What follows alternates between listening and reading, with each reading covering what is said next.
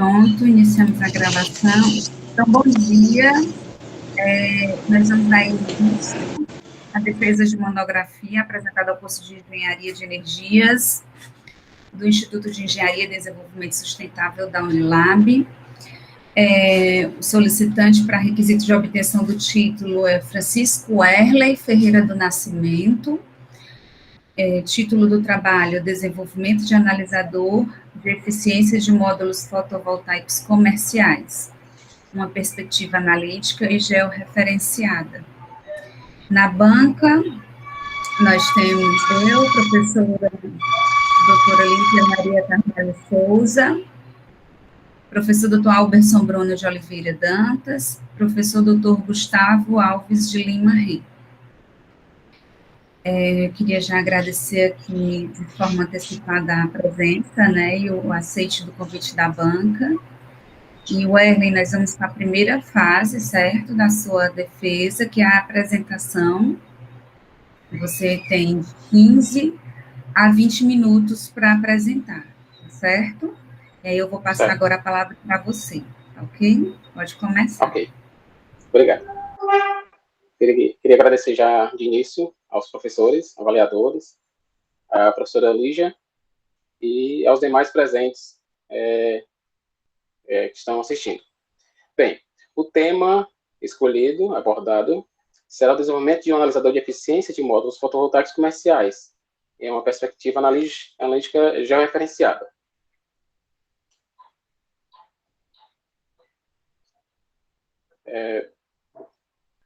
Agenda... Só um instantinho. A agenda contém os seguintes tópicos. Inicialmente, a exposição do tema, uma justificativa, os objetivos, revisão bibliográfica, método de pesquisa, resultados de discussão, conclusão e, finalmente, as sugestões de trabalhos futuros e complementares.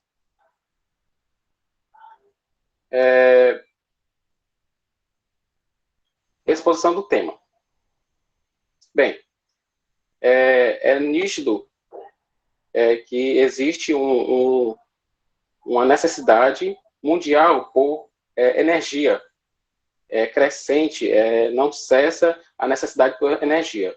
E agora não mais qualquer fonte de energia é aceitável por parte de governos e o controle de algumas organizações. Então, existe a busca por energia de fontes alternativas e que não causem impactos à natureza e à sociedade em geral. A energia solar vem despontando como uma das alternativas finalmente viáveis financeira e tecnicamente. Projeções estão indicando, né, que até 2025, só corrigir esse dado, tenha-se até 12.500 de potência instalada.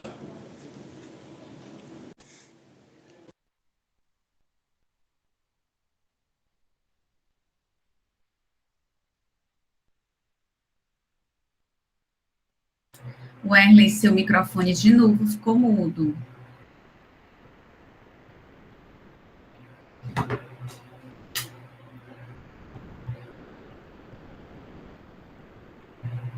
Ainda mudo. Melhorou. Pronto. Voltou? Pronto. Na figura 1 podemos ver a crescente de quase zero, né, para 1.600 megawatt-pico de potência instalada no ano de 2018, no período de 2012 a 2018. Isso para o Brasil. No Balanço Energético Nacional de 2021, referente ao ano de 2020, observa-se na figura 2 que houve um aumento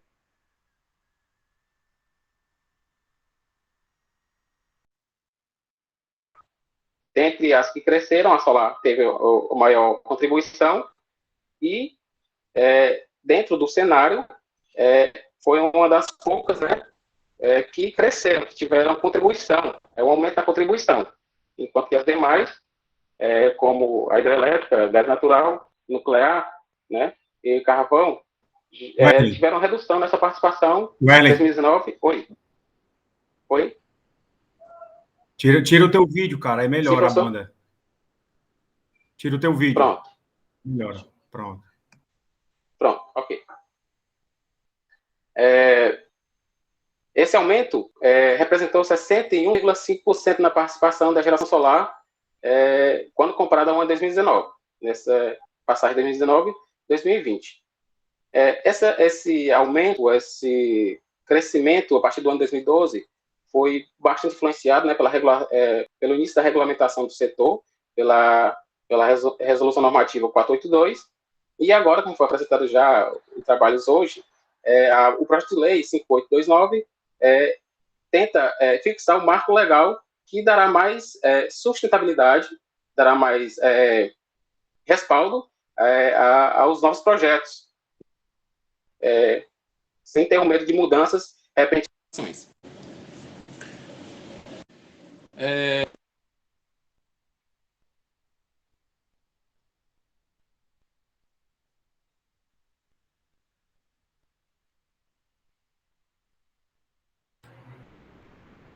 O microfone de novo está caindo.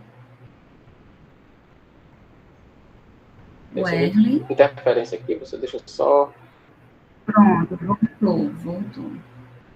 Eu vou só desativar rapidinho aqui, eu acho que deve ser uma interferência do aplicativo.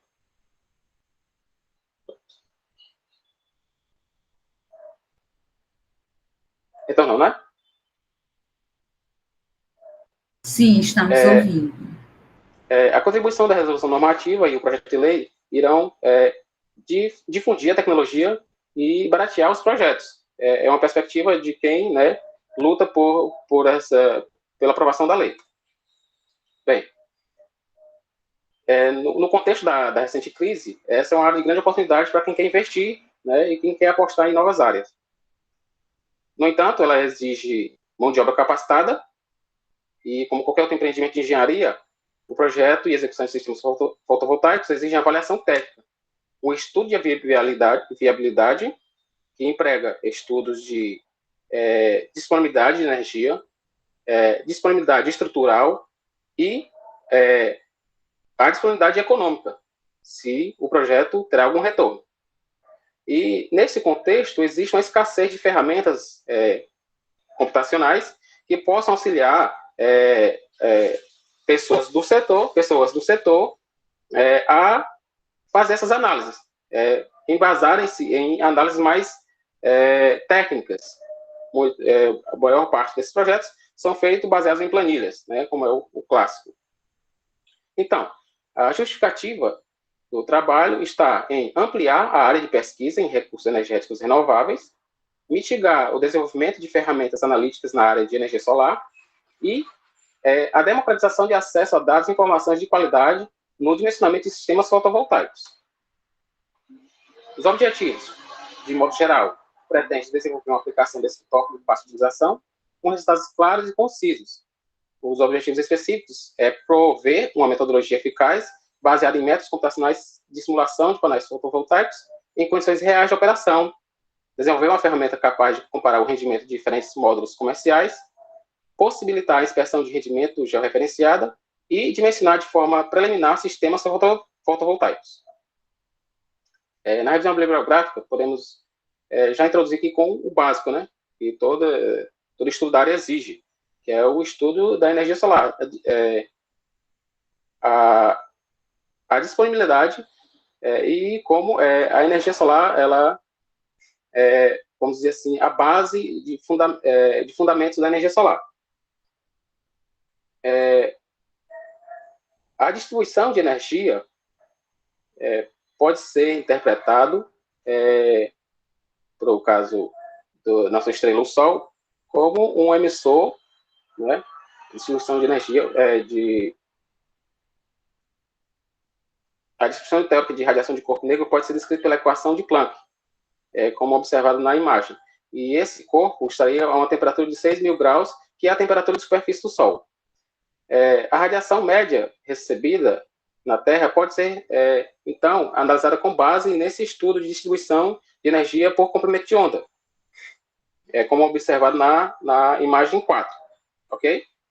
Não é totalmente fiel, porque tem as interferências que ocorrem na absorção e reflexão dessa energia absorvida. Dentro desse estudo, pode-se definir o que está descrito como constante solar, que é um valor médio de radiação recebida no nível superior da atmosfera terrestre, que é em torno de 1.367 watts por metro quadrado, com variação anual de 3,3%. Para situações nesse gráfico em amarelo, temos a radiação no nível superior da atmosfera. Aqui, em laranja, já na situação de céu claro, né, de céu aberto, vemos aqui interferência por refração, reflexão em gases ou partículas de água. E na condição de céu com nuvens, nublado, a radiação que chega efetivamente à superfície da Terra é bem mais baixa, a intensidade é bem mais baixa. Neste ponto, podemos definir alguns termos.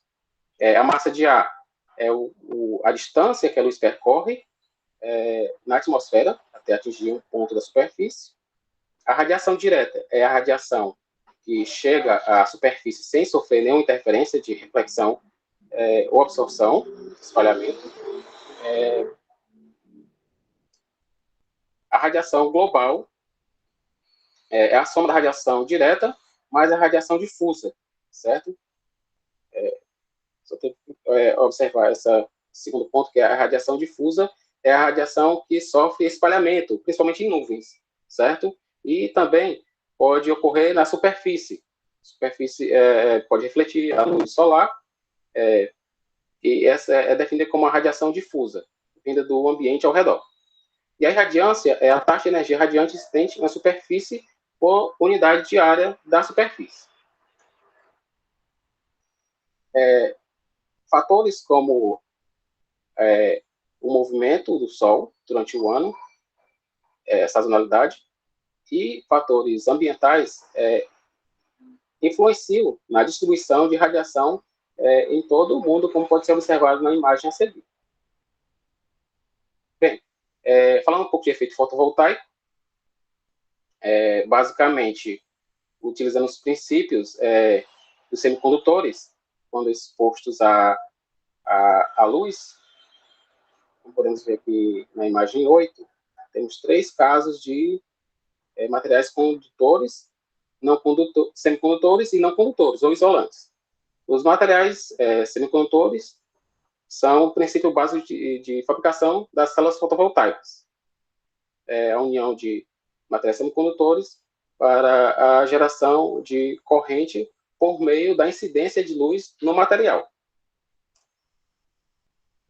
Os módulos fotovoltaicos são a união de várias células fotovoltaicas e a associação de células em série irá aumentar a tensão do módulo e a associação em paralelo irá aumentar a corrente do módulo. Obviamente, para ter uma maior tensão e maior corrente, existem associações em série e paralelo. Na imagem 11, podemos ver a distribuição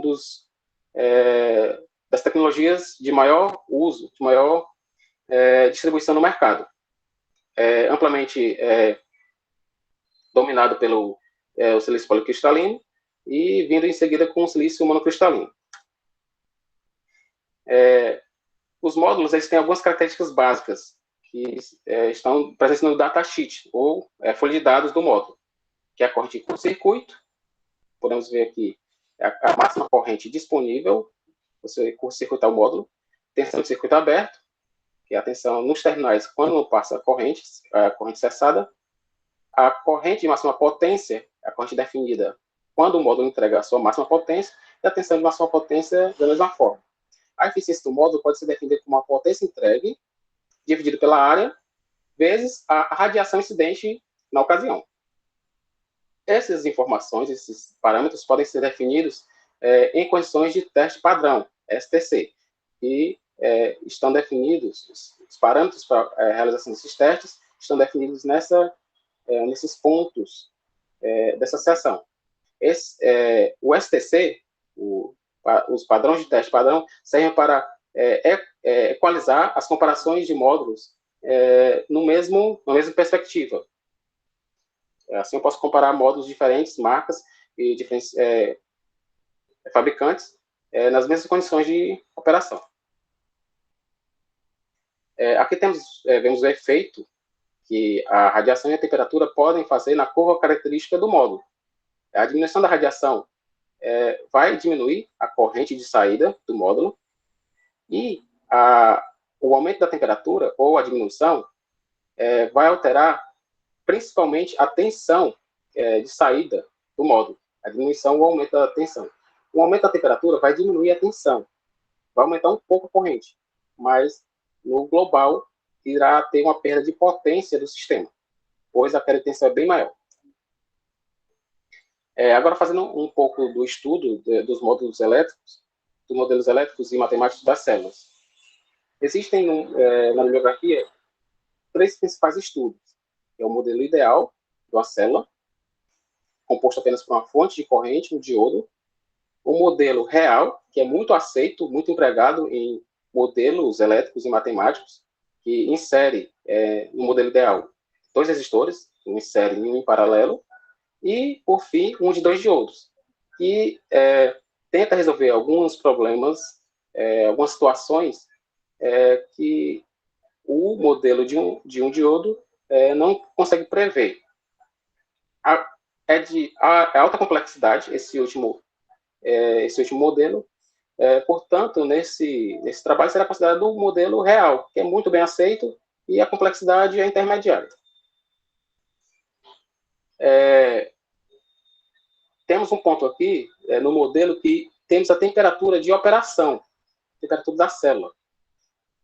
Como é definido essa temperatura de operação? A bibliografia apresenta vastas possibilidades de determinação dessa temperatura. Para este caso, buscou-se avaliar um estudo que fizesse um comparativo já de metodologias e trouxesse um método que melhor representasse a estimativa de temperatura da célula com base em parâmetros não tão complexos. E um estudo de Acassi, de 2018, trouxe essa análise, e a temperatura da célula pode ser definida por essa equação, onde, basicamente, os termos que devem ser definidos será a irradiância incidente no momento e a temperatura ambiente. Esses são os efeitos básicos da resistência em paralelo na curva. Deve-se notar que, idealmente, a resistência em paralelo deve ser de valor infinito, para que não ocorra perdas de corrente, fuga de corrente interna à célula. E a resistência em série, para que não haja perda de potência, a resistência em série deve ser nula. E essa é a influência do fator de idealidade do diodo, M, que podemos ver aqui na equação, está na parte exponencial, ou seja, irá refletir vamos dizer, no joelho da curva. Quanto mais próximo de 1, melhor será a correspondência. Agora, falar um pouco de aplicações de Skitop. Atualmente, existem uma vasta... existem muitas plataformas e linguagens de programação para desenvolvimento de aplicações para desktop, certo? Mas, inicialmente, as primeiras aplicações eram escritas em linguagem Fortran na SAN de laboratórios nos Estados Unidos. Isso na década do século passado ainda.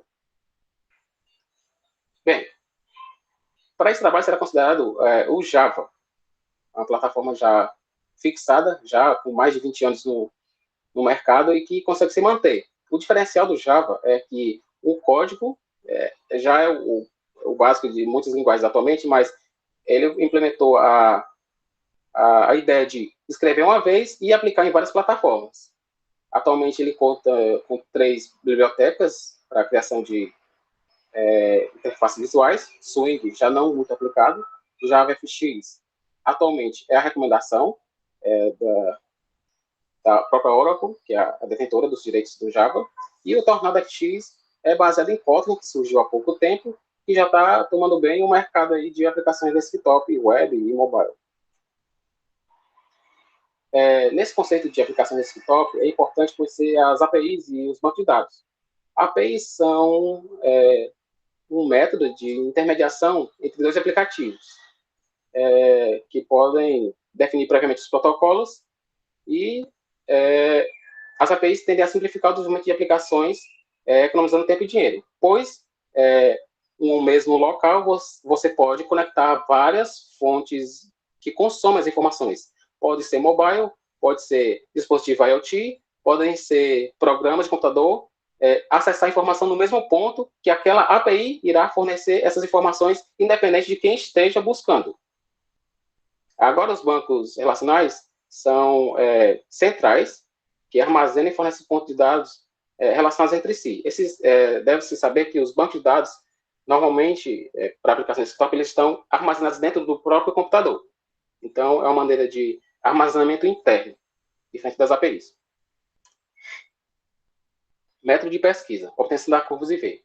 É imprescindível para o desenvolvimento de uma aplicação que tenha-se um parâmetro de comparação.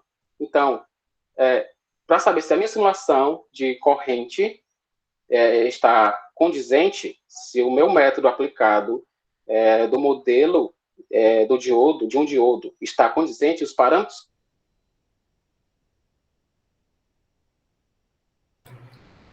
Então, eu tenho que ter essa curva digitalizada. Hermes, só interrompendo você um pouquinho.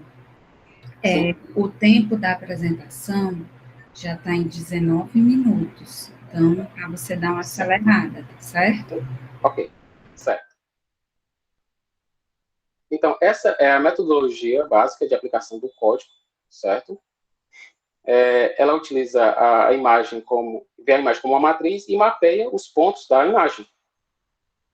Mapeando o ponto da imagem, ela pode aplicar o método de interpolação e, com esses dados, exportar para um arquivo em Excel. Aplicando-se alguns métodos analíticos,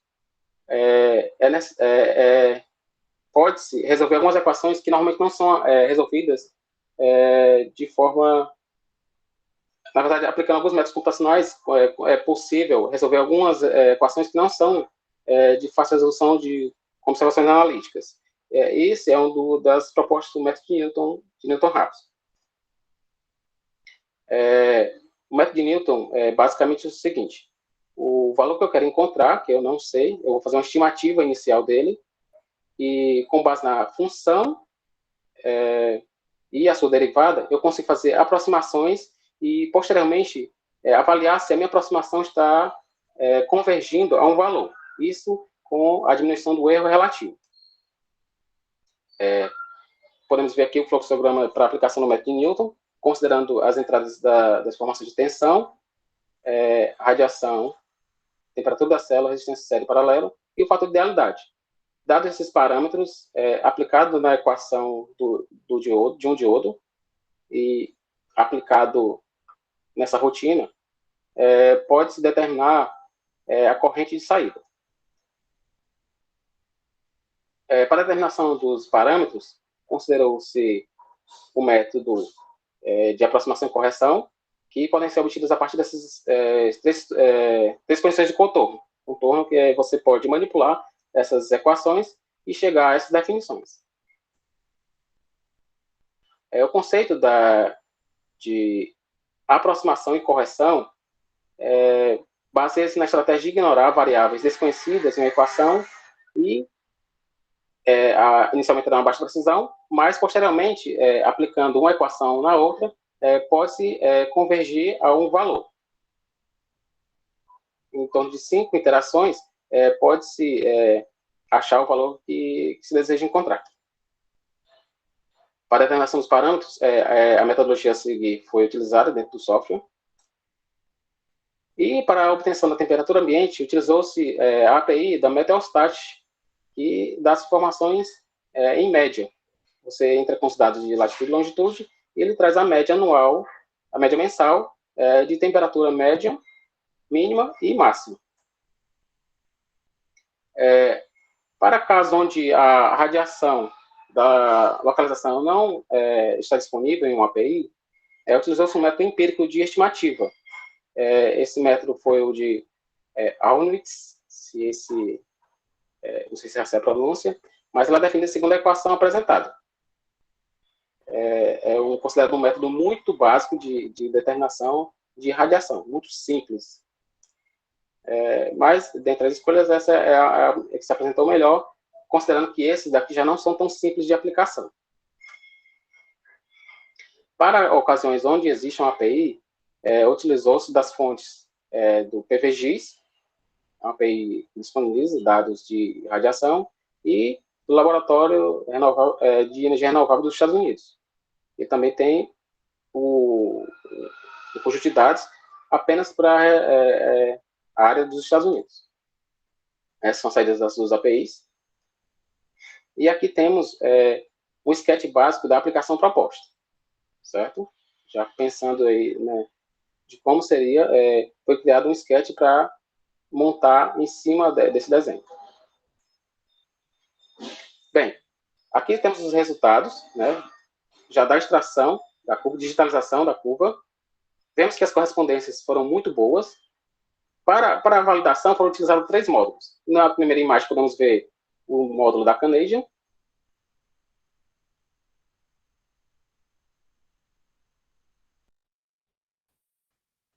Para a situação de STC. Para comparação, foi utilizado um programa chamado WebPlot Digitizer. É um programa muito aplicado comercialmente e, como podemos ver, a correspondência foi muito boa. Na mesma situação, temos aqui para o módulo da JA Solar, correspondências também muito boas. E, por fim, o da Long. Também, o método de digitalização apresentou-se como muito promissor. A extração dos parâmetros, que é a resistência série, resistência paralela e o fator de idealidade, foi comparado com o método utilizando o solver do Excel e o método da inclinação. No primeiro caso, para o método solver, que é considerado o melhor método na bibliografia para determinar a resistência, os erros relativos foram bem baixos. Então, a correspondência foi muito boa. Já não foi tanta para os casos dos módulos da JA e da Long. Porém, observa-se que não ocorreu simultaneamente altos erros nos 3 parâmetros. Então, compensou-se, de forma geral, o erro relativo global na curva, na representação da curva IV. Aqui temos a interface já desenvolvida, com a adição, em vermelho, podemos ver a adição de alguns itens que não estavam determinados inicialmente. Viu-se a necessidade de criar uma área de centralização de todas as informações, que você pode ver todos os gráficos referente à temperatura ambiente, eficiência do módulo, irradiância média, temperatura do módulo, horas de sol e energia acumulada. Para a avaliação das simulações, foi feita uma análise para a localização das coordenadas do campo das auroras, considerando um consumo mensal de 10.000 kWh, perdas totais globais no sistema em 25%. O programa estimou que seriam necessários 211 módulos fotovoltaicos, com potência instalada de 67,48 kWp. Essa é a comparação do gráfico gerado no software proposto, e esses gráficos são da plataforma do Atlas Solar Global, que estimou que essa potência instalada geraria 8.191 kWh por mês, e o PVX estimou que seria gerado 8.628 kWh por mês. Então, a estimativa da aplicação proposta esteve acima, ou seja, ela superestimou a radiação, ou seja, o método empírico não foi tão bem em estimar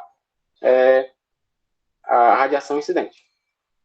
A mesma comparação foi feita utilizando uma API. Os dados agora não são obtidos, de radiação, não são obtidos por meio de método empírico, mas pela API, utilizando as mesmas configurações de consumo e perdas, agora para a região de Washington, ou seja, onde contém dados.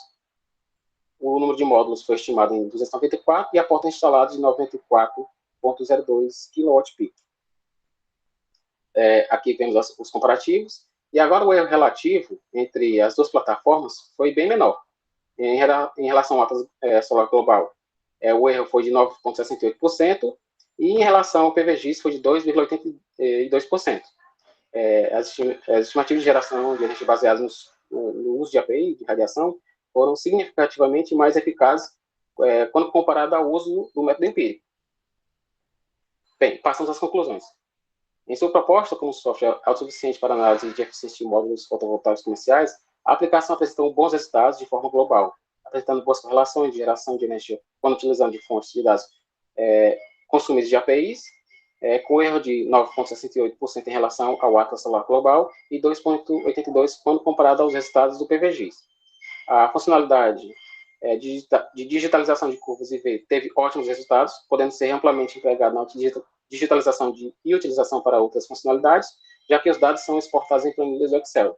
A extração dos parâmetros intrínsecos do módulo divergiu em certo grau quando comparada às metodologias expostas na bibliografia. No entanto, o conjunto de dados extraídos para cada módulo obteve boas correlações dentro das simulações, considerando temperatura de 25 graus e radiância de 1000 watts por metro quadrado.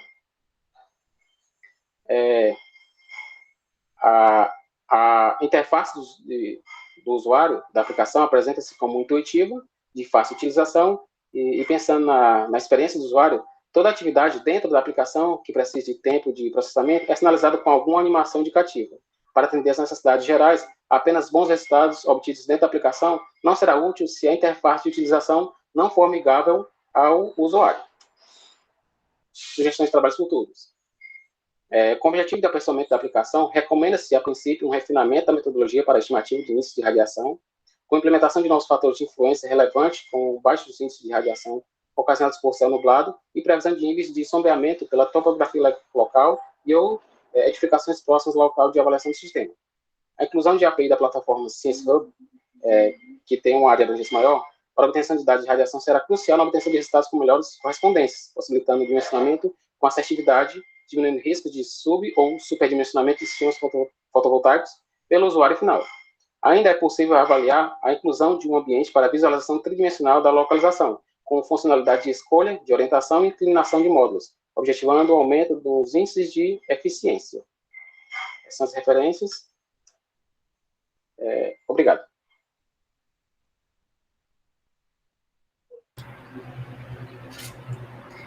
Ufa, no final ele foi tirando o atraso, né? No final você não mostrou o vídeo, né? Professor, ficou bem Vou iniciar a segunda fase, e aí, dependendo de algum questionamento da banca, você pode talvez mostrar o vídeo, tá certo? Ok. Se o questionamento tiver dentro do que pode ser mostrado. Então, eu vou iniciar por ordem alfabética, né, já que os dois são da Unilab, que é o professor Alberson, a fase 2 é a fase de arguição. Então, bom dia, professor, agradeço o aceite, a participação, e passo a palavra para você. Bom dia a todos. Queria agradecer também pelo convite da Lígia e do Werley para participar da avaliação desse trabalho. Vou ser bem mais objetivo, né, dado o passar do tempo.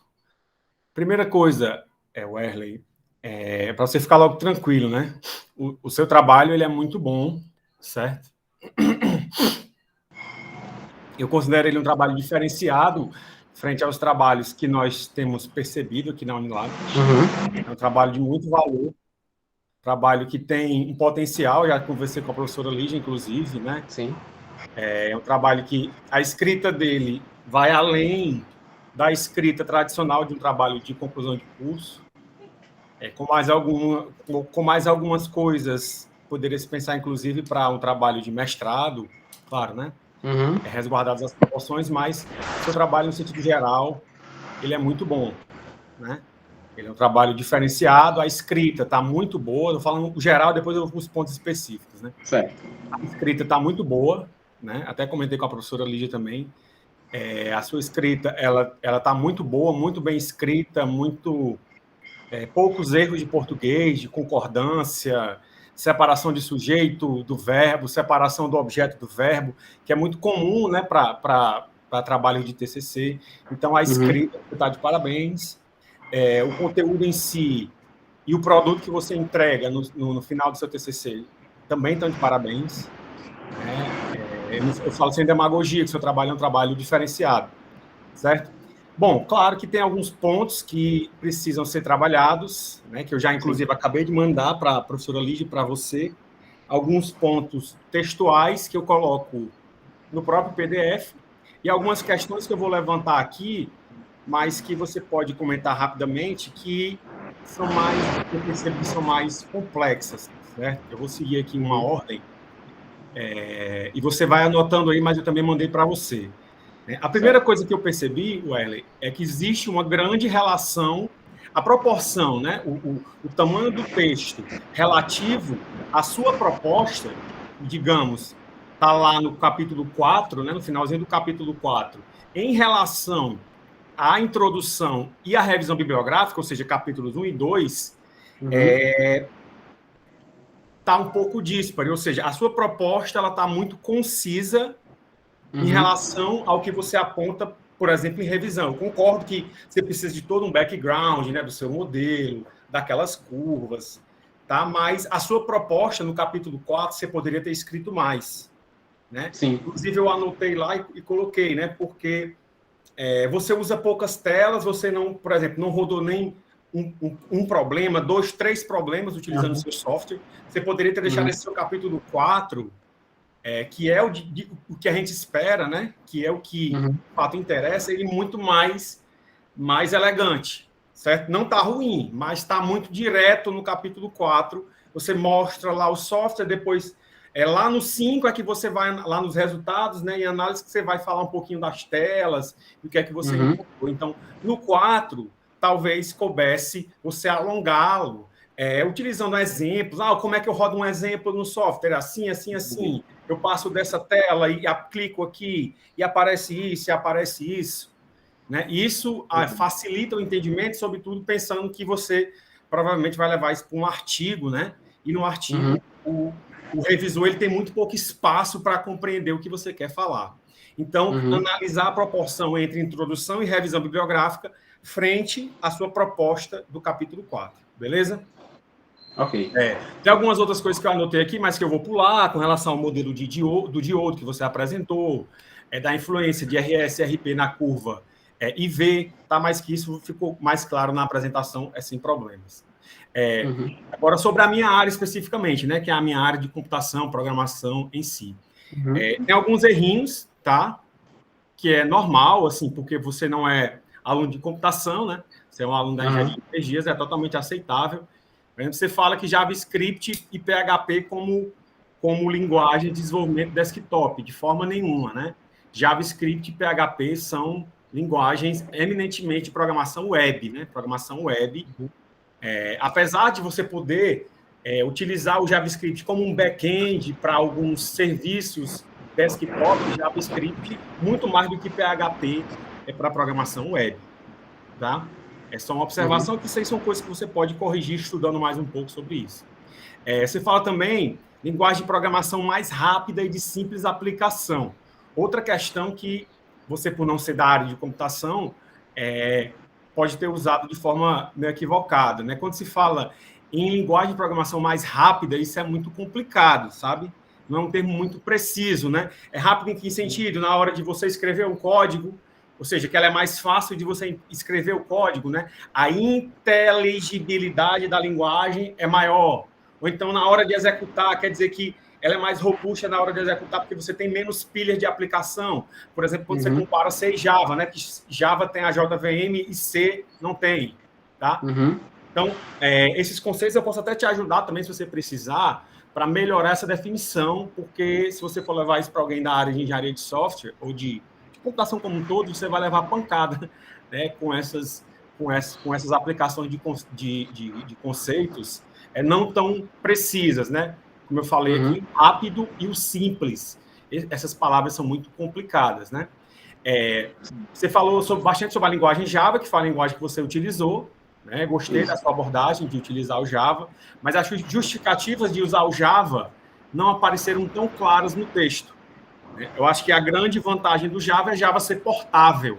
O que é portável? É que você escreve o código uma vez e você roda esse código em vários dispositivos sem ter que recompilar o código, né? Isso. Então, melhorar a seção de Java, justificando melhor porque você não escreve... Por exemplo, por que você não escolheu C++ ou C Sharp, né? Ou não escolheu E por que você escolheu desktop e não escolheu web, entendeu? Essas questões estão mais claras. Por exemplo, eu não saberia dizer hoje por que você escolheu desktop e não escolheu web, por exemplo. É uma programação web, você sabe dizer isso? Pronto. Falar agora? Pode falar. Pronto. Pensando em aplicar no contexto de comercial, eu não sei se é tão comum aplicações web para análise de sistemas. Eu vejo muitas calculadoras, né, calculadoras solares, mas dificilmente você vê algo mais complexo dentro de uma aplicação web. Então, é muito comum eu ver softwares, né, tanto desenvolvido por algumas instituições já do Brasil, tem alguns exemplos de softwares, mas em plataformas web ainda não vi algo mais complexo. Ok. Cara, justamente é por isso que a gente está aqui, né? Por isso que a gente está na universidade, é porque a gente tem capacidade de fazer diferente, né?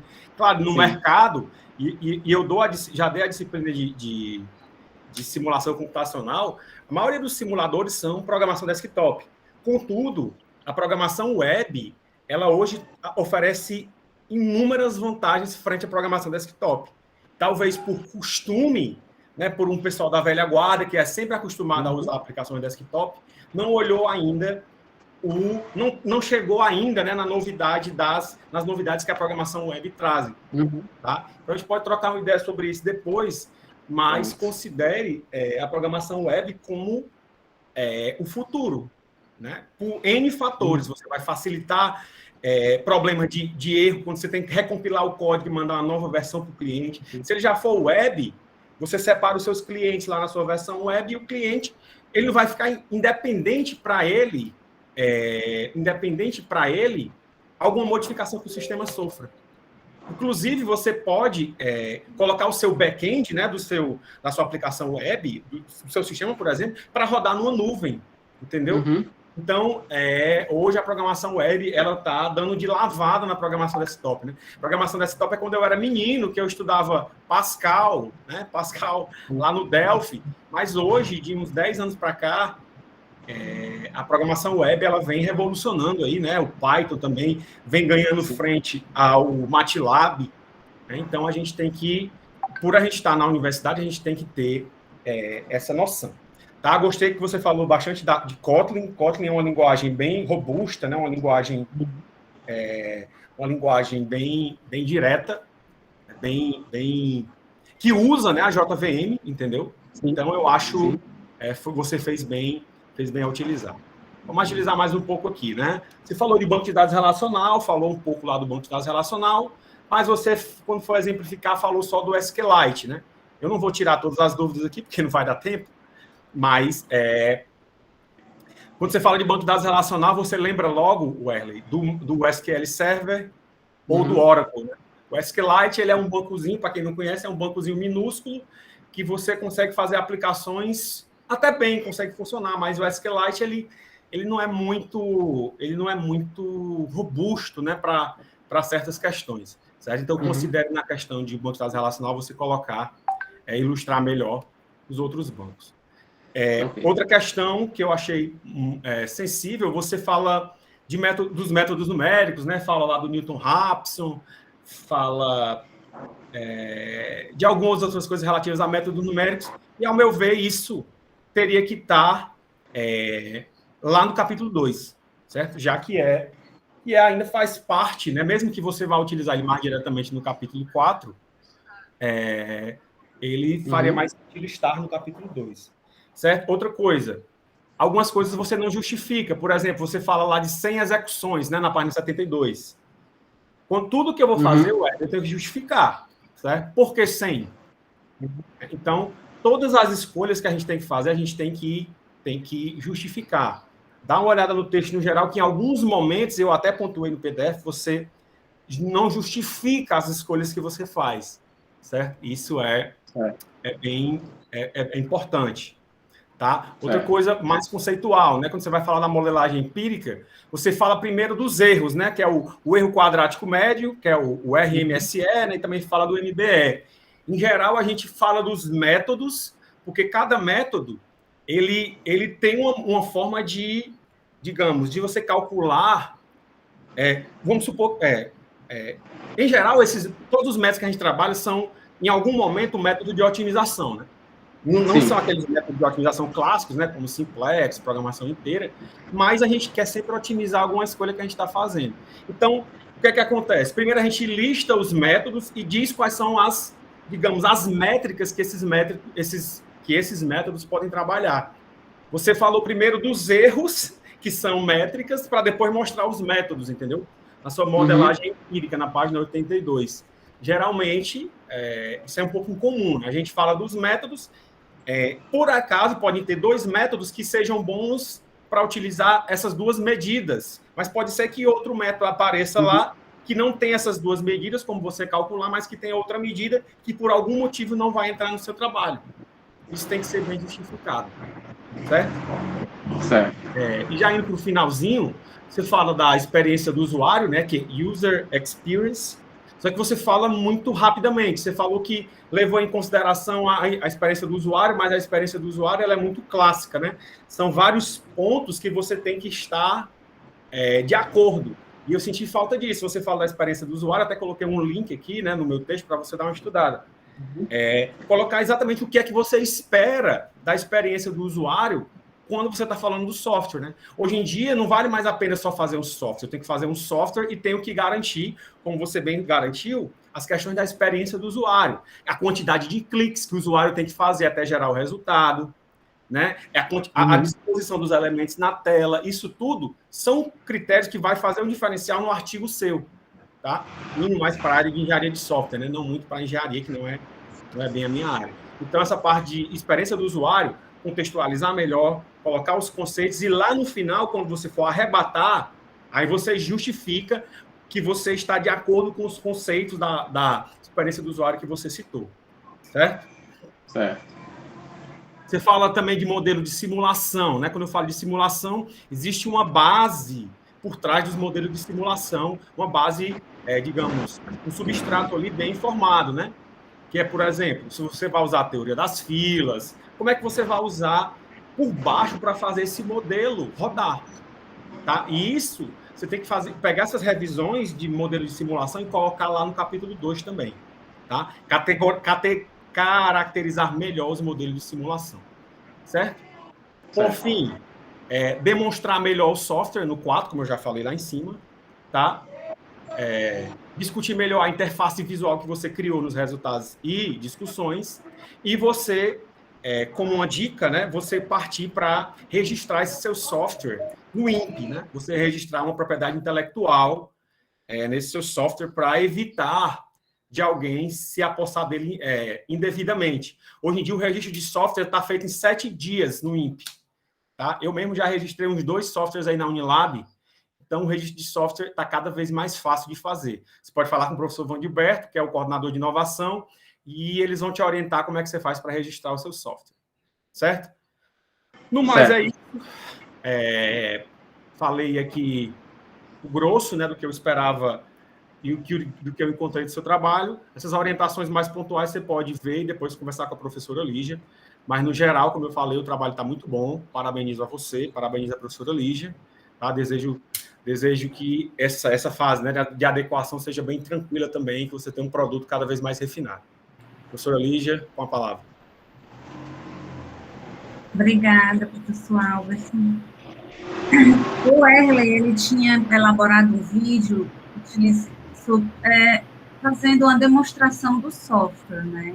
Que eu acho que realmente é uma pena não ter dado tempo de mostrar, porque, de fato, para mostrar um software num texto com prints de tela é algo que assim, eu, pelo menos, não tenho muita capacidade de tentar trazer para a realidade, entendeu? Mas, enfim, depois aí, se vocês tiverem interesse, a gente disponibiliza esse vídeo de alguma forma. Coloca o link do vídeo no texto. Tá. Aí a pessoa vai lá e... vou passar a palavra agora para o professor Gustavo. Obrigada, professor Gustavo, pelo aceite, né, da participação na banca. A palavra está com você. Bom dia a todos. Bom dia, professora Lígia. Obrigado pelo convite. O Erley também, obrigado aí pelo convite. Bom dia aí para o Alberson, né, colega de trabalho. Prazer estar participando dessa banca. Primeira vez, né, participando de uma banca juntos. Pois Prazer. cara, que seja a primeira de muitas aí, né? De muitas, se Deus quiser. Inclusive, queria parabenizar a professora Lígia, né, porque foi muito boa a escolha da banca, né, um de uma área e o da outra que se complementam, né. O Erley trabalhou em cima de duas áreas bem interessantes. O Erley, eu faço coro ao que o professor Alberson falou. Seu trabalho está muito bom, né? Para mim, o seu trabalho, ele facilmente alcançaria uma nota máxima, tranquilamente, né? No entanto, tem algumas coisas que prejudicaram um pouco o seu trabalho. O professor Alberson já falou muito, eu vou só complementar para não me estender demais, e eu vou começar de trás para frente, certo? Eu vou começar pela sua apresentação. Você estourou completamente o tempo, né? Isso, assim, você estourar o tempo em 2, 3 minutos é aceitável, mas você estourou o tempo em mais de 10 minutos. E isso mostra que você, o que eu já imaginava, você tem uma ansiedade de falar de tudo, né? De tudo pontuar e tentar explicar. E quando a gente vai fazer um trabalho de cunho científico, como é o que você está propondo, a gente não pode aqui descrever a roda, porque senão você vai descrever a história da humanidade e não vai ter página que chegue, certo? Então, já imaginava que essa sua ansiedade pudesse atrapalhar um pouco na sua apresentação, né? Quando eu vi 50 slides, eu disse, não tem como, não vai dar tempo. Né? E aí você escreveu muito e acabou se atrapalhando um pouco. Mas assim, obviamente que a apresentação está muito boa, está muito bem organizada, mas há que se respeitar o tempo proposto, tá certo? Existe um tempo para que seja exatamente para que se possa avaliar todo o trabalho, avaliar tudo de uma forma clara e concisa, objetiva, né? Isso faz parte do trabalho científico. E isso você acabou levando para o texto também, né? O teu TCC tem 120 páginas. Quer dizer, a minha dissertação de mestrado não tinha, minha tese de doutorado tinha muito menos, acho que tinha 90, 80. E eu me lembro engraçado, eu me lembro demais, isso me marcou muito. Várias coisas do teu trabalho me remeteram à experiência que eu tive na graduação quando eu fui para a Alemanha, porque em 2005 eu fiz uma parte do que você fez aí, que foi exatamente plotar a curva. Usei o MATLAB na época e eu tive que usar o método de Newton-Raphson para fazer as aproximações, igualzinho que você fez aí no seu trabalho, né? E eu me lembro que lá eu conheci um brasileiro que estava fazendo doutorado também em energias, né, em engenharia elétrica, no caso, e ele estava dizendo que o modelo de tese de doutorado lá era de, no máximo, 60 páginas em folha A5, quer dizer, uma folha A4 dobrada no meio. Quer dizer, tinha que ser muito, muito objetivo, não tinha espaço para você falar mais ou descrever mais do que você deveria, né? E assim, um trabalho de 120 páginas de monografia é um trabalho onde me parece que falta um poder de síntese, mas esse poder de síntese vem com o tempo, e vocês não são trabalhados nisso na graduação, né? Isso é uma coisa que se trabalha com o tempo. E a terceira coisa que eu achei que prejudicou um pouco essa experiência do TCC foi o tempo que você nos deu para avaliar, né? Você mandou o seu trabalho com 48 horas para a banca. É claro que eu tenho capacidade de ler todo o teu trabalho em 48 horas, mas a minha avaliação técnica fica prejudicada, porque eu não tenho só que ler, eu tenho que ler, entender, corrigir, né, olhar a referência, então assim, fica um pouco prejudicada nesse sentido, tá certo? Então, pulando essa parte mais geral, eu vou pontuar poucas coisas para que a gente não se estenda demais aqui, tá certo? Como o professor Alberson colocou, todas as anotações menores estão no texto. E eu já partilhei com a professora Lígia, vou partilhar com você também, que só o que eu estou preocupado, Erley, é porque o teu prazo é hoje. E tem muita coisa para corrigir. Tem muita coisa para você fazer textual. E eu acredito que se você não emendar essa defesa agora com a correção do teu texto, você não vai ter tempo de se formar esse semestre. Então eu faço aqui um apelo desde já para que você busque fazer essas correções imediatamente, para que você tenha tempo de entregar. Tá certo? Certo. Ok. Muito bem, então eu vou pontuar algumas coisas. Acho que a primeira coisa é que eu não gosto muito quando os capítulos vêm de forma inteira no TCC. Tem que ter uma quebra de página entre os capítulos. Capítulo 1 acabou de escrever, quebra a página, capítulo 2 começa na próxima página. Porque senão não fica com cara de monografia, fica com cara de redação. Né, de redação de segundo grau. Então, assim, quebra capítulo, tá? A tua lista de figuras também está toda com problema de referência de Word, né? E isso apareceu também no texto algumas vezes. Senti falta de objetivo geral, objetivo específico, que aí você podia deixar bem claro já de início. Olha, o objetivo desse trabalho é desenvolver um software assim, assim, assado, que faz isso, isso e isso. Né? Para ficar claro, essa informação falta no texto. Tá? E faz falta mesmo. Dentro da introdução, você colocar os teus objetivos. As fontes das legendas, as figuras, eu acho que estão erradas. É bom você conferir a fonte utilizada. Eu acho que está com o tamanho errado.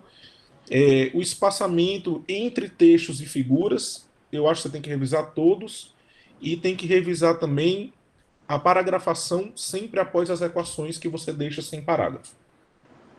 Sempre você tem que iniciar o parágrafo com a margem de parágrafo. Então, você tem que revisar isso no texto todo. Tá? Vamos para a parte mais técnica agora. Eu vou deixar essa parte textual para depois. Só uma observação antes da gente começar a parte técnica.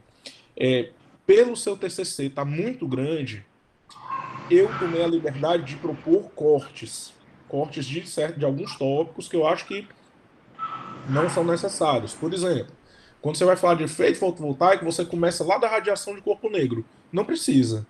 Não precisa você trazer radiação de corpo negro.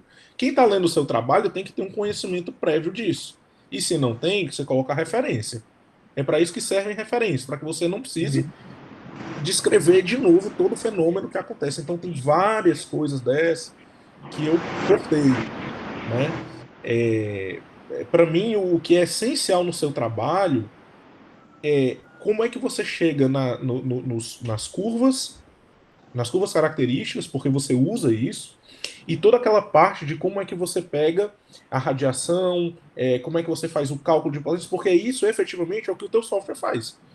Né? O teu software faz uma digitalização das curvas, observa erros, né? Você consegue, através da digitalização das curvas, prever os parâmetros, né? Ou seja, isso Lígia e Alberson, vocês podem me corrigir, mas isso me parece identificação de sistemas, de alguma forma, né? Aplicado lá naquelas matérias do professor Otacílio, lá da UFC. E depois disso você faz toda aquela parte de geração de perdas previstas e observa os gráficos de radiação para prever o comportamento dos teus módulos. Quer dizer, tem muita coisa ali que você fala além disso, né? Não é necessário.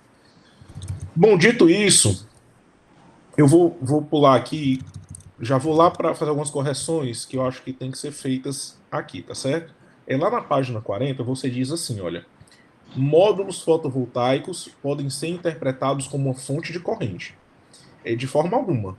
Né? Eu sei que o modelo de uma célula fotovoltaica utiliza sim uma fonte de corrente, né? Porque é comum aos elementos com fotossensibilidade. Beleza.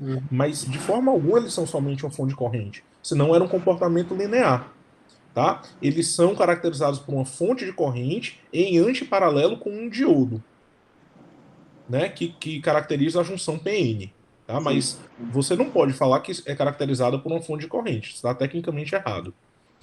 E aí, na página seguinte, você descreve outra coisa, que você diz assim, ó, que a redução da tensão do circuito aberto é significativa. Não, você está falando aqui do aumento da corrente de saturação, que reduz a tensão do circuito aberto. E aí você fala que esse coeficiente para ISC causa a redução da tensão do circuito aberto, que é significativa, ok? E aí você fala que modifica por completo a curva característica. Olha, se você dissesse que uma coisa modifica por completo a curva característica, ela perderia aquele formato de iniciar constante na corrente de curto-circuito, fazer o joelho e descer até a tensão do circuito aberto. Isso não é verdade. Então você pode dizer que ela impacta, beleza, mas dizer que modifica por completo a curva característica, também não. E não é uma coisa correta de se falar. Bem, eu queria focar mais lá na tua parte de resultado. Antes de chegar lá, eu acho que você fez uma confusão na página 50 com relação às figuras que tratam do efeito da resistência em paralelo e efeito da resistência em série. Lá na página 50, você começa a página 50 falando que na figura 27 vai se observar a variação da resistência série, e aí você, logo depois desse parágrafo, coloca a figura 26, que é efeito da resistência em paralelo, deixa a figura 27 para a página seguinte, aí você, depois da figura 16, fala da resistência em paralelo que você descreveu na figura 26, mas cita no texto como sendo figura 25. Quer dizer, embananou tudo, né? Se perdeu. Eu acho que você foi fazer alguma correção em alguma figura e acabou que no meio do texto você não fez a correção devida. Então, dá uma revisada legal nessa página, porque realmente fica difícil entender essa parte. Aí você fala de aplicações desktop, eu acho que não precisa você ir tão fundo de falar o que são aplicações desktop, acho que é um conhecimento comum hoje em dia, o CITA. Mesma história do método de Newton-Raphson, você para falar do método de Newton-Raphson, você fala da iteração de ponto fixo. Quer dizer, você fala o antes, não interessa, você cita isso. Bota na referência, olha, o método de Newton-Raphson deriva do método de iteração de ponto fixo, segundo a referência tal, vamos para frente. Trata do método de Newton-Raphson. Eu não sei nem se esse método deveria estar no texto, porque é um método conhecido, né? Por mim, eu referenciava e vamos embora. Mas aí fica aí a critério seu com a sua orientadora discutir sobre isso. Eu vou pular um pouquinho e eu queria realmente ir para a parte de resultados para a gente não perder muito tempo. Eu realmente fiquei em dúvida com algumas coisas que você tratou no seu capítulo 4. Deixa eu achar aqui. Muito bem. Essa parte de digitalização está muito boa, né, das curvas, realmente você obteve um belo trabalho nisso, como é esperado. E aí, na seção 4.2, que você faz extração de parâmetros intrínsecos do módulo. Lá na página 93, você trata das suas tabelas 2, 3 e na página 94 da tabela 4.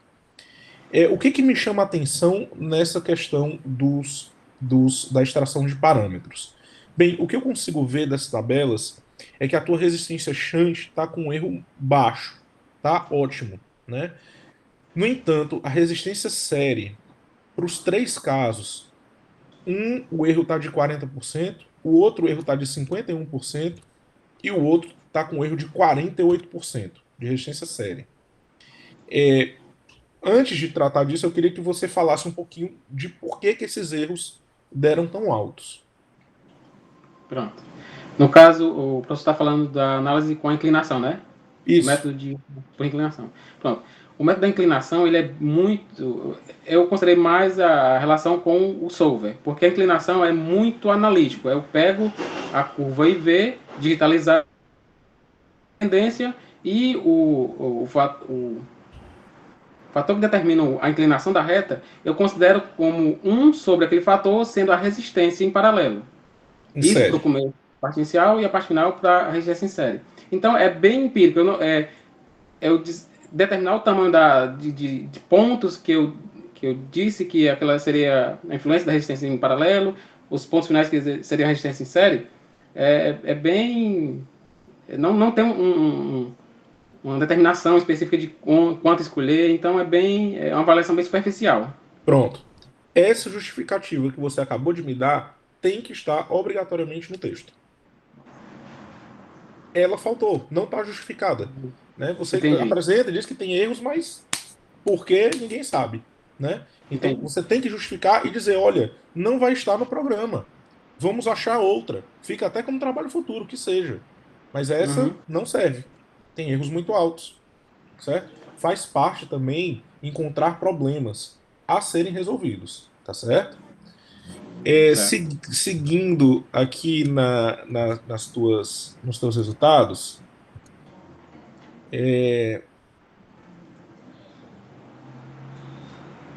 vamos lá. Eu acho que na seção 4.3.2, que foi análise de simulações, você escolheu inicialmente a Unilab, não é isso? Isso. Por motivos óbvios, né? E você aqui, para fazer a tua simulação, você chutou um valor de 10.000 kWh, com perdas globais de 25%. Eu fiquei com muita pena de você não ter utilizado dados reais, porque você tem esses dados. É muito fácil, a professora Lígia tem esses dados na mão, né? Então eu fiquei muita pena de você não ter pego dados reais. Pega uma média dos últimos anos, que é até complicado de falar média dos últimos anos, porque a gente está num período de pandemia e está totalmente distorcido. Mas, sei lá, pega a média dos últimos 3 meses, já que está tendo um retorno gradual das atividades, e coloca lá, né, como dado real. Tá certo? Entendi. E aí eu fiquei em dúvida, Werley, realmente é uma dúvida minha, eu queria que você me esclarecesse. Nesse ponto de análise de simulações, você pegou o teu programa, aí você disse assim, olha, eu quero essa localização. Beleza, você colocou lá o endereço da Unilab. Aí você chutou o consumo, né? Colocou, olha, o consumo é de tanto, eu quero perdas de 25%, calcula aí. Nessas informações, você colocou os dados do tipo de painel fotovoltaico que você utilizaria? Eu coloquei ou ele faz a estimativa só com a radiação? Não. Eu introduzo o módulo que eu vou utilizar para aquela simulação. Certo. Aí, perfeito. Esse módulo que você utilizou, você pegou os dados do datasheet ou já os dados da tua interpolação do método Newton-Raphson? Pronto. Eu tenho os dados do datasheet, que o datasheet me fornece, e os parâmetros de resistência, série paralelo e o fator de idealidade é o extraído pela metodologia. Certo, pronto. E aí, então, você tem, para que você chegue nessa análise de quantidade de painéis utilizados, que ao fim das contas é o que interessa, você, então, tem uma parte de informações vindas diretamente do datasheet e outra estimada pelo teu programa. É isso? Exatamente. Pronto, beleza. Isso, para mim, não ficou claro no texto. Teria que estar no texto. Por isso que fez falta os objetivos lá atrás. Porque exatamente o que o teu programa faz não fica claro. A Lígia falou muito bem, a professora Lígia, do vídeo. Mas a gente não teve acesso ao vídeo, né? Então, talvez você descrever isso nesse início da seção 4.3.2 seria interessante, tá? Para dizer claramente o que o teu software está fazendo, certo? Porque quando eu olhei, eu disse assim, poxa, eu acho o que ele está fazendo aqui? Ele está colocando o endereço, puxa os dados de radiação e faz uma projeção baseada nessas informações e pronto. Eu disse, poxa, cadê a parte da digitalização que ele fez anteriormente? Não está aparecendo aqui, mas você fez antes e está fazendo por trás. Quer dizer, por trás de todo esse teu programa tem a parte da digitalização que você fez, né, das curvas. O que torna o teu trabalho super interessante. Quer dizer, você está retirando a propaganda do teu trabalho, entendeu? A visibilidade do teu trabalho. Você está escondendo, né? E quando é para você deixar escancarado, tá? Fica um trabalho muito bonito. Na página 98, e aí eu vou ser chato nessa parte aqui. Tem 2 gráficos que estão me chamando a atenção. Esse primeiro da parte 98, na figura 65, você compara os dados da geração mensal do teu programa, figura 64, com os dados de duas outras fontes. No gráfico em azul, apesar de serem valores diferentes, dá para ver que ele segue mais ou menos o mesmo padrão das curvas, né, da geração. Mas o gráfico em vermelho está bem diferente. Está bem diferente. Né? Eu não sei por que está tão diferente. É uma coisa que você também não trata. Mas você vê que a proporção das barras em determinados meses está diferente. Você até fala depois da questão da nebulosidade, fala de questão de montanhas, mas eu não sei se eu não justificaria por aí não, Wesley. Sabe? Essa é uma coisa que realmente eu... E engraçado que o gráfico vermelho e azul também eles diferem entre si. Existe então uma diferença na forma que esses dados são coletados pelos programas lá que você utiliza como referência, né, para comparar com o seu. Você queria falar um pouquinho sobre isso? Pronto. São duas plataformas lá utilizadas. Uhum. Aquelas duas plataformas, uma é muito utilizada por quem dimensiona atualmente sistemas fotovoltaicos, que é o Atlas Solar Global. Aquele vermelho é do Atlas Solar Global, que eu utilizei como uma fonte mais confiável. Sim. E aquele azul é o menos confiável, mas é o que é utilizado na Comissão Europeia. Ele é uma instituição que mantém aquela plataforma e, inclusive, disponibiliza uma API que é citada aqui para incluir dentro da aplicação. Então, os dois, a diferença é que os gráficos em azul são obtidos de dados de 2005 a 2015. E do Atlas Solar Global, eu não sei qual a metodologia que ele usa, mas são dados bem mais robustos. Certo. Enquanto que o do azul é apenas uma estimativa dentro de 10 anos. Uhum. E assim, você observa esses erros altos, né? 22% em um e 15% no outro. E aí você justifica dizendo assim, de forma geral, não considera os efeitos de sombreamento por montanhas que diminui o tempo de exposição ao sol. Mas nesse endereço que você está tratando, apesar de ali nas auroras ter um serrote por trás, ele não faz influência nos módulos, não. Sabe? Não faz, porque senão não teriam nem proposto instalar módulo ali, se pegasse sol. E não pega, né? Aquele serrote atrás não faz influência no sombreamento dos módulos, certo? Então não dá para justificar esse erro por essa questão não, certo? Depois você vê aí com a Lígia como é que vocês fazem para justificar esse erro.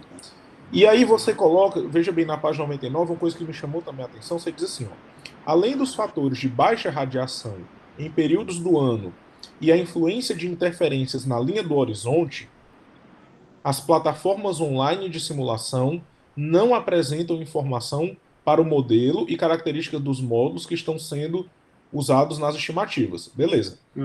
Aí eu puxei uma certa pergunta assim, então você considera que o seu resultado é mais exato que o das plataformas online, é isso mesmo?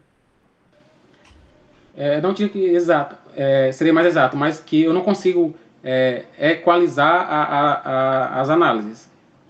Eu posso estar utilizando um módulo da Canadian, que atualmente seria um módulo com boa eficiência, e as plataformas utilizam uma média de todos os módulos do mercado, que talvez baixe um pouco a eficiência. Na verdade, eu acho que eles tratam só da radiação. Eles fazem uma análise só por radiação. Entendi. Mas você tem que justificar. Você tem que colocar isso no seu texto. Você tem que dizer, porque o que dá a entender é que a sua análise é mais exata que a deles. Quando você tem que dizer, na verdade, é que você utiliza informações que eles não utilizam, que podem afetar a análise como um todo. E por isso que elas não se tornam idênticas. Isso tem que estar no seu texto. Certo. Vou passar aqui um pouquinho. Mesma coisa acontece nas páginas seguintes, a página 101, que você muda a localização, né?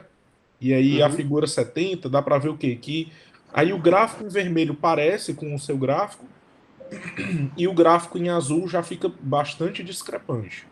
Né? Então você também tem que dar uma analisada nisso. E essa página 102, esse tópico 4.4, que você fala das principais funções, aplicabilidade e possibilidades comerciais, eu acho que não deveria estar no capítulo de discussões de resultados. Porque ele não é um resultado.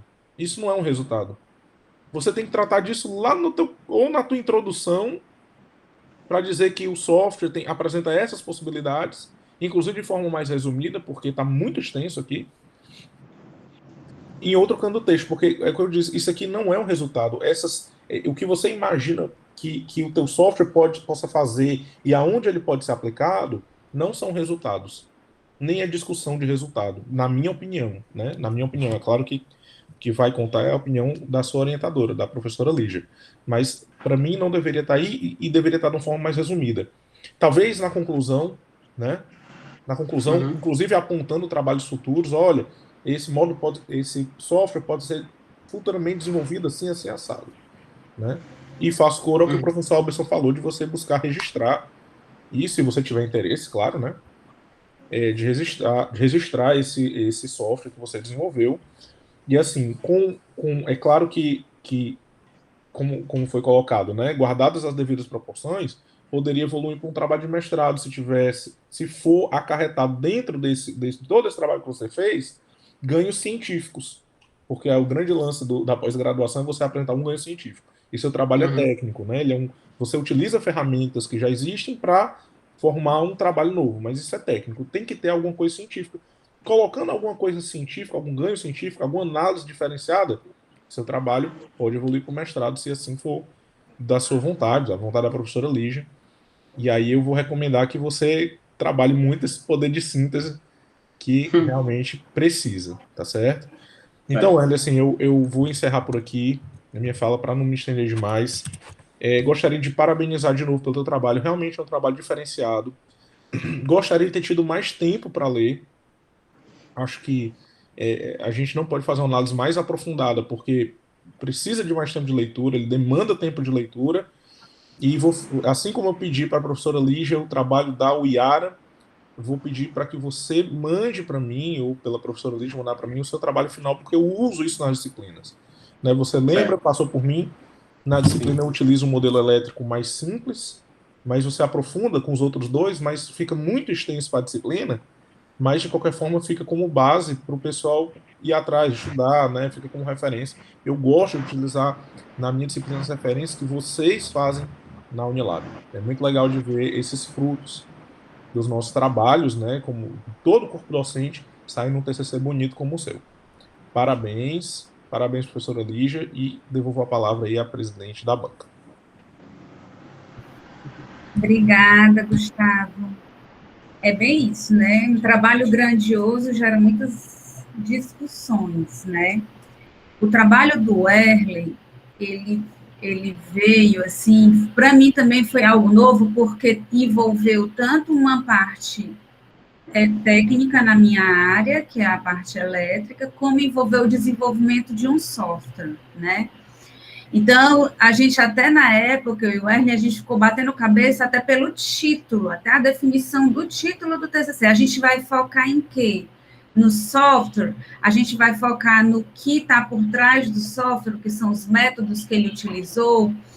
E aí a gente chegou, não, vamos focar no software, e é por isso até que a gente convidou um professor da engenharia da computação para participar da banca, né, também por essa questão.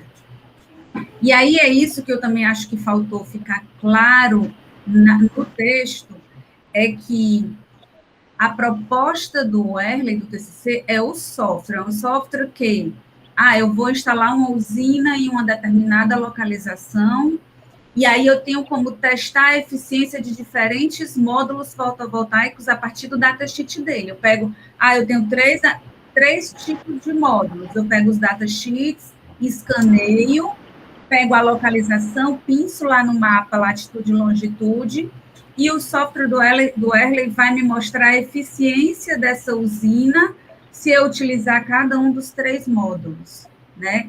Qual seria o melhor módulo a ser utilizado na usina? Então, a partir da localização, né? Por uma referência de localização geográfica. Então, o que eu acho que não ficou claro é que a questão do método, por exemplo, que ele utiliza para estimar a irradiação e tal, não é o foco, não é o objeto de estudo do TCC. É tanto que ele utilizou um método de estimação de irradiação até mais simples, né? E aí eu até brinquei com ele, disse, olha, se for fazer o mestrado, aí você vai atacar isso, aí melhorar esses métodos, né? Que aí pega o cunho científico da coisa. É pegar o melhor método de estimação de radiação, e não, ele acabou pegando um método simples, porque para ele o importante era o software, entendeu? Claro, mostrasse uma eficiência com um erro razoável.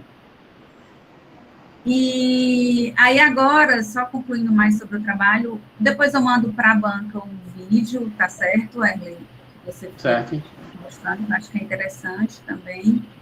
Mas nós vamos para a terceira fase da defesa, que a banca vai se reunir em outra sala. Eu mandei o link pelo WhatsApp. Vou silenciar aqui, certo? Eu e Alberson e Gustavo, a gente vai lá para outra sala e já já a gente volta. Ok.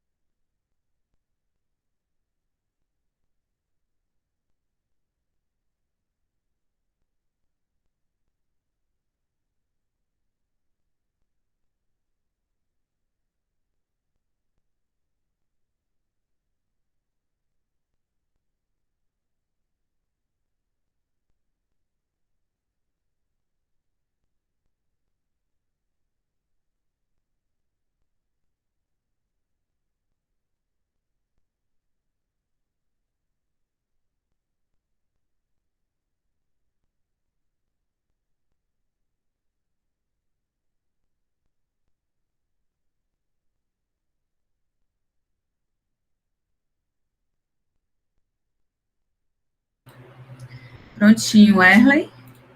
Vamos rápidos. Pronto, professora. Vou ler a ata da defesa, certo? Aos 25 dias do mês de agosto do ano de 2021, reuniu-se na modalidade de educação à distância a banca de defesa do trabalho de conclusão de curso do curso de Engenharia de Energias da Unilab, composta pelos seguintes avaliadores: Lígia Maria Carvalho Souza, professora orientadora, Alberson Bruno de Oliveira Dantas, professor avaliador, e Gustavo Alves de Lima Ren, professor avaliador. Foi avaliado o trabalho do discente Francisco Erley Ferreira do Nascimento, que teve por título Desenvolvimento de analisador de eficiência de módulos fotovoltaicos comerciais, uma perspectiva de localização geográfica. A sessão foi aberta pela professora Dora Lígia Maria Carvalho Souza, a qual apresentou a banca examinadora, e em seguida passou a palavra ao discente para a exposição do trabalho. Ao término da apresentação, seguiu-se o processo de questionamentos pelos membros da banca do estudante. Na ocasião, foram sugeridas algumas modificações e correções na monografia. Dando continuidade à sessão, o discente e os convidados retiraram-se do recinto, no caso for contrário, né, por solicitação do presidente, para que a banca examinadora reservadamente pudesse fazer as devidas deliberações. Após avaliação e deliberações por parte da banca examinadora, o trabalho foi considerado aprovado com nota 9,2. O trabalho monográfico do discente foi avaliado conforme é apresentado na ficha final de avaliação do TCC. Em seguida, deu-se por encerrada a solenidade, da qual eu, professora, doutora Lígia Maria Carvalho Souza, lavrei a presente ata, que vai assinada por mim e pelos membros da banca examinadora. Então, Erley, parabéns, seu trabalho foi considerado aprovado com nota 9,2. Obrigado, professora. Para você, se você quer falar alguma coisa. Agradecer ao professor Alves, ao professor Gustavo, né, por ter reservado esse tempo. Perdão já, né, de antemão pelo tempo curto que eu disponibilizei para a leitura. Agradecer também a professora Lígia também pela paciência, né, de estar sempre acompanhando a evolução desse estudo, que já começou há um tempo, né, e é isso. Obrigado a todos. Mais alguém da sala quer dar alguma palavra?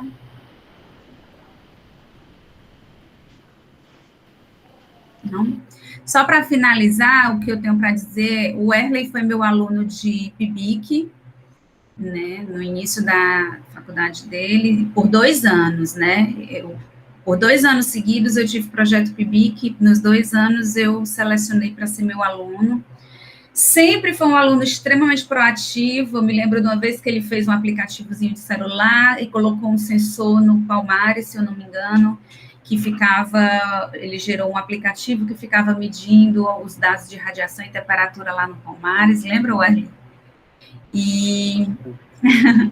E assim, ele sempre vem estudando sobre esse assunto, e o TCC meio que veio de forma natural, mas veio de uma forma que, assim, me pegou de surpresa, porque quando eu veio, ele já chegou com software, né, com a proposta de um software, de algo, assim, realmente que na minha opinião, é bem extenso, né, à toa que, não por ele, além dele ter feito realmente detalhamento técnico no texto que não necessitaria, mas porque realmente é um trabalho que abrange muita coisa.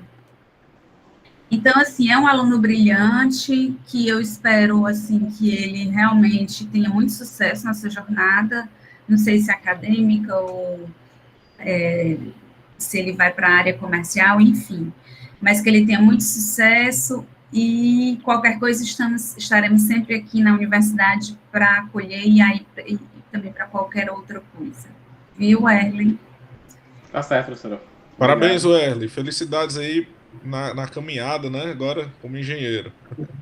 Obrigado, professor. Valeu, Erley. Sucesso Obrigado, na sua caminhada aí. Não sei o que você vai fazer da vida, mas que você for, vá sempre desse jeitinho que dá certo.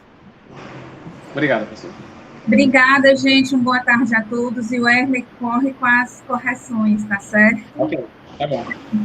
Tchau a todos. Até mais, pessoal. Bom dia. Sai do computador. Sai do computador. Sai. Bora, me bora. Cuida, Wesley. Pelo amor de Deus, viu? Gustavo, né, também não ajuda, né, Thales? Ei, amigo.